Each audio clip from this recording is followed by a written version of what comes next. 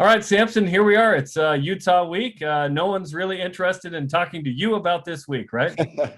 Thankfully, they're not. Honestly, I don't got much to say. I don't got much to do with the rivalry. I'm just here, man. Yeah. Okay. You just told the general media prior to this conversation you're 100% and ready to rock. How Yeah, hard was it to not play in the Arizona game until the onside kick? man. And I mean, after seeing Gunnar go down two early in the game, and then another injury with Keenan, I just felt like with every part of me, I was like, I need to be on the field to help the team. I know, our other teammates have been able to practice and get through it, and I'm not ever worried about them because they prepared perfectly. But ball players just want to come out and play ball. I wanted to be on the field so bad. And thankfully, coach was able to trust in me a little bit, even though I was cold, didn't see the field at all. But he was able to trust me and put me on the field for the last play. And man, it was just so happened the ball was kicked right to me and I was able to make a play for the team. It was cool. So you got in the game at least. It's not like we're saving you for a red shirt. This is a one and done thing, right? So Yeah. we got you in, which was great. I was told before the game that you could have played, but precautionary. They wanted to make sure you were fully healthy as soon as possible for this week and beyond. There's a lot of ball left, so you're feeling like you're good to go. Oh yeah, I'm feeling good to go. I felt good last week, but I wasn't able to practice. I didn't get any PT with the team. I didn't get the feel of the field. My legs were still a little tight, so it was a good call by coach, and I was thankful for it. And I was thankful that I was able to cheer on the team. But this is a new week. I'm feeling 100. I'm feeling good, so I'm on that field as much as possible until coach is literally yanking me out so far. But I've been trying to be on that field every play.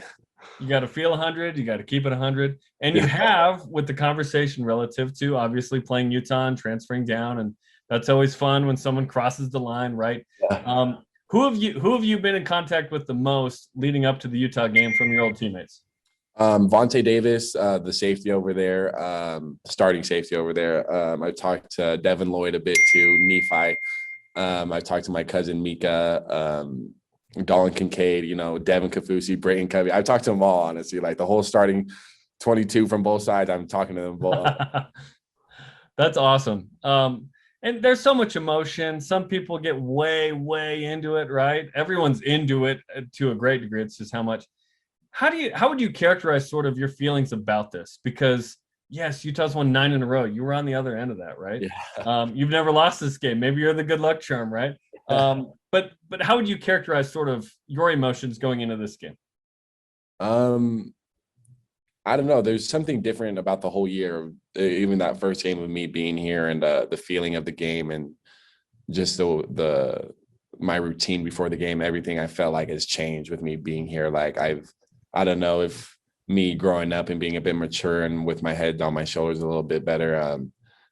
Everything seems a bit more slower. The way the game moves, the way life moves, everything seems slower, and I can be, I don't know, more in tune with myself. And with this year being on a new team, I don't know, I've never felt so calm and so at peace with myself and so prepared and just feel good about the game. Like not going in with any anxiety, not going in a little nervous. Like especially last game, I didn't know if I was going to play or not, but I knew if I was to go in, how calm and like ready I was for it. And I don't know, this year, just something about this year is way different.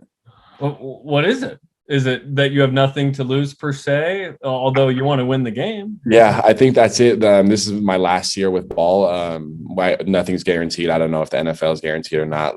But I know this could be the end of my career with football. So I just feel like I've played scared before. I played nervous. I've done it all in all my other years, but this is a year where I'm confident, like to leave it out all on the field, show everyone why I think I am the best, why I believe I could be a number one at any school in the country. And the confidence that Kalani and this team gives me of just being the brotherhood in there where it's more about the players and it's just a beautiful environment. I feel so comfortable and feel like myself and I can just play ball loosely and it just feels good. So obviously your brothers play here. Kai, is an all-timer here at safety.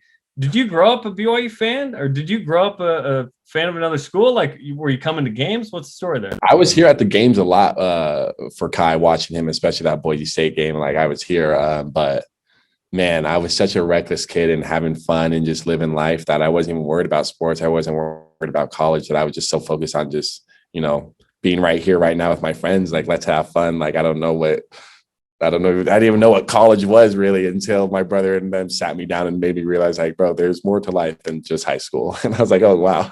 But I just was never thinking about football or any sports throughout high school. I was just thinking of living life, living in the moment, having fun.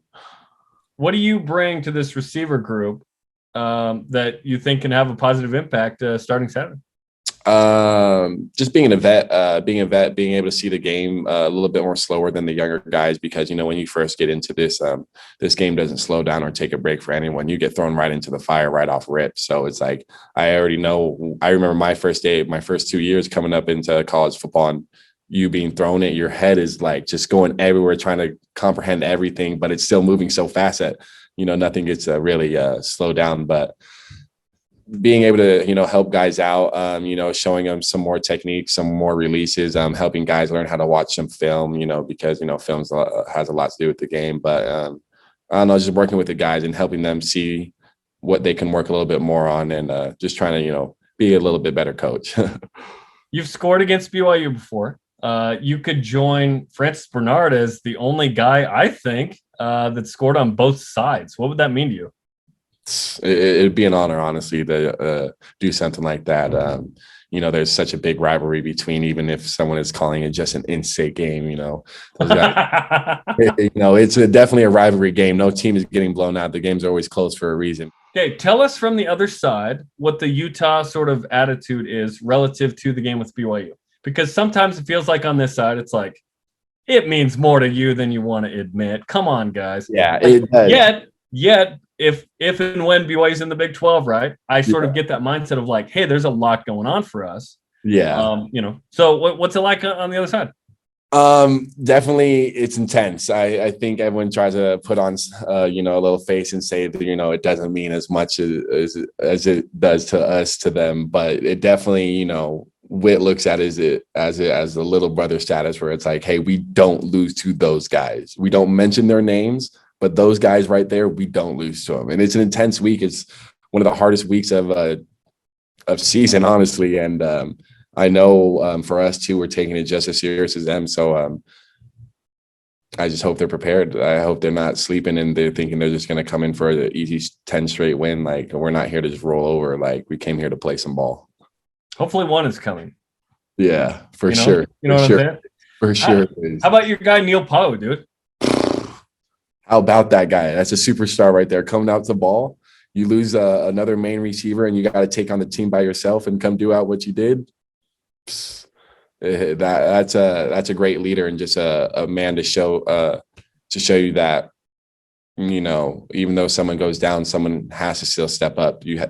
Like, it's just not a fall off because when someone goes down. Like, no, it's next man up. You got to be ready to ball no matter what.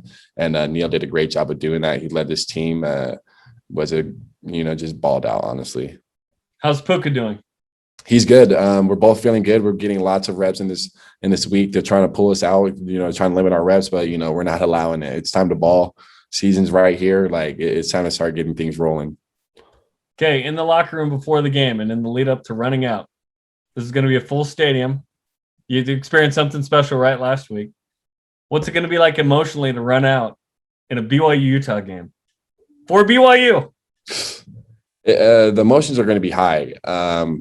Definitely can't let them get out of control, but they're going to be high. I've been feeling the energy since last week of my dad being in Vegas, and then now this week of being a rivalry week against my old school. Like, the energy's high. I feel this burning in my chest, and I'm just ready to rock. Like, I feel good. I feel happy. I feel good with wherever the team's at, with where everyone's headed right now, and it's just looking really good. You talked about your dad, and we'll finish with that. He passed away. I think a couple years ago, right? And he's buried in Las Vegas. I know that you visited his gravesite. We're actually going to talk about that and show that in a Deep Blue later on in the season. Mm-hmm. What did he mean to you, and how do you carry him with you now? Man, he was a protector. He loved us. He was a coach. He did everything for my family. He worked 2 to 3 jobs, worked side jobs too, for 7 kids. And the biggest thing, every night he came home and just kissed my mom, told her he loves her, hugged us all, and just told us he loved us, and that, you know, he'd do anything for us, and that home that we stayed in would always be our home no matter what, and that he'll always have a house to provide for us. And I think that's where I want to be in my life, is be able to, for my future family and for my family right now, is to be a protector and a provider. I'm not perfect. I have still so much to learn and grow from. I've made so many mistakes in his life, but my dad set a perfect example, and I'm just working towards that, to be just like him. Well, think about this. It's going to be fun to see not one, but two Nacuas running out there at LaBelle Stadium again. That's going to be special, man. I'm excited. I'm so excited. I can't wait to see you guys Saturday. Okay, Samson, thanks for the time, man. Best of luck. Thank you. You have a good one.